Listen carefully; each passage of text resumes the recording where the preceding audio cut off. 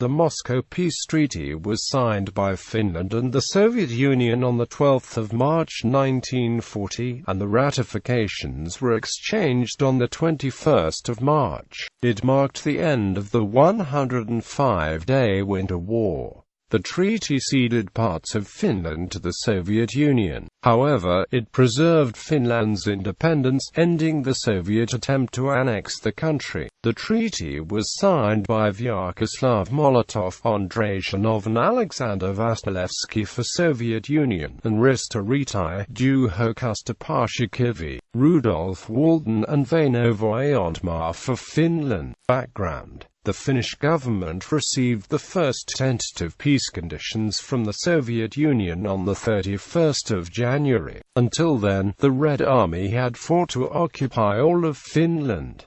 By this point, the regime was prepared to temper its claims. The demands were that Finland cede the Karelian Isthmus, including the city of Viipuri, and Finland's shore of Lake Ladoga. The Hanko Peninsula was to be leased to the Soviet Union for 30 years. Finland rejected these demands and intensified its pleas to Sweden, France and the United Kingdom for military support by regular troops. Although Finland in the long run had no chance against a country 50 times its size, the reports from the front still held out hope for Finland, anticipating a League of Nations intervention. Positive signals, however, inconstant from France and Britain, and more realistic expectations of troops from Sweden, for which plans and preparations had been made all through the 1930s, were further reasons for Finland not to rush into peace negotiations. In February 1940, Finland's Commander-in-Chief Marshal Mannerheim expressed his pessimism about the military situation, prompting the government to start peace negotiations on the 29th of February, the same day the Red Army commenced an attack against Viipuri.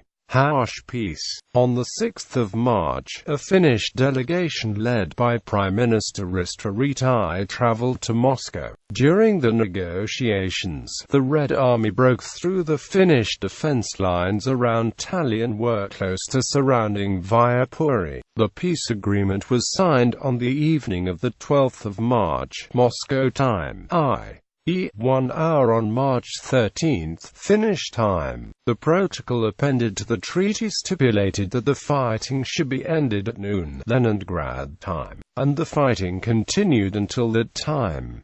Finnish concessions and territorial losses exceeded those demanded by the Soviets pre-war. Finland was forced to cede nearly all of Finnish Karelia, even though large parts were still held by Finland's army. Military troops and remaining civilians were hastily evacuated to inside the new border. 422,000 Karelians, 12% of Finland's population, lost their homes. There was also an area that the Russians captured during the war, which remained in Finnish hands according to the peace treaty, Petsamo. However, the peace treaty also stipulated that Finland would grant free passage for Soviet civilians through Petsamo to Norway. Finland also had to cede a part of the Salla area, the Finnish part of the Kalasha-Saarento Peninsula in the Barents Sea, and in the Gulf of Finland the islands of Suosaari, Taitasaari, Levansaari, Peninsari and Saiskari. Finally, the Hanko Peninsula was leased to the Soviet Union as a naval base for 30 years at an annual rent of 8 million marks.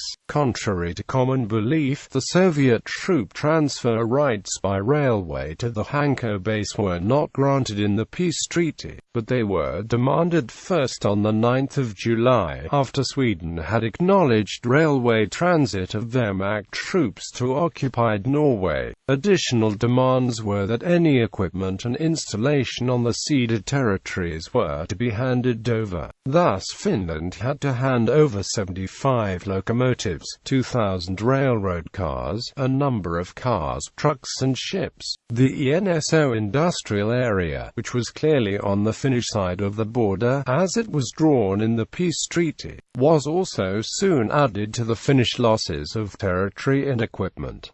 The new border was not arbitrary from the Soviet viewpoint. Before the war, Finland had been a leading producer of high-quality pulp, which was an important raw material for explosives, including the ENSO factories. The Soviet Union captured 80% of Finland's production capacity. Finland had to cede one-third of her built hydroelectric power, mainly in the form of hydroelectric power plants on the Vuoksi River, which was badly needed in Leningrad, where the industry suffered a 20% shortage of electricity. The location of the new border was consistent with the Soviet defense doctrine, which envisioned taking the fight onto enemy soil through counterattacks and preemptive strikes. Under this doctrine, the ideal border should not allow the enemy to have natural defensible barriers, so instead of running through natural border locations like the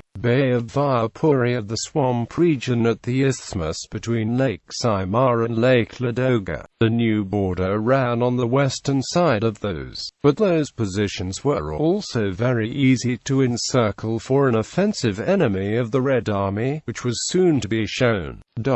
The Finns were shocked by the harsh peace terms. It seemed as if more territory was lost in the peace than in the war, and the loss was in many ways some of the highest valued parts of Finland. Large parts of the most populated southern region of remaining Finland had been connected to the world via the Saimaa Canal system, that now was severed at Viborg, where it connects to the Gulf of Finland.